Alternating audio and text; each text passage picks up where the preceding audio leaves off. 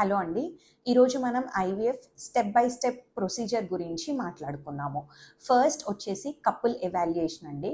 Female and మేల్స్కి hormone evaluations and మేల్కి count test చేసేసుకొని బేసిక్ ప్రోటోకాల్ని based upon this hormone imbalances మనం చూస్ చేసుకుంటాము.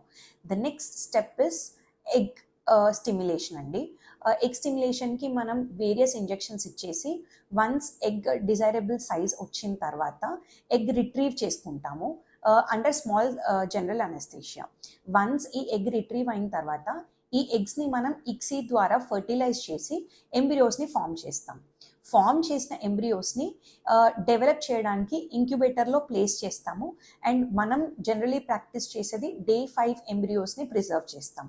ఈ ప్రిజర్వ్ చేసిన ఎంబ్రియోస్ని మనం నెక్స్ట్ ఎండోమెట్రియల్ లైనింగ్ మెచ్యురేషన్ చేసి దాంట్లోకి ట్రాన్స్ఫర్ చేస్తాము. So this is IVF step by step procedure అండి. వన్స్ ట్రాన్స్ఫర్ చేసిన తర్వాత మనం లూటియల్ ఫేస్ సపోర్ట్ ఇస్తామండి. ప్రెగ్నెన్సీ నిలవడానికి గల సపోర్ట్ని ఇస్తాము. దెన్ 15 daysలో మనకి రిజల్ట్ అనేది తెలుస్తుంది.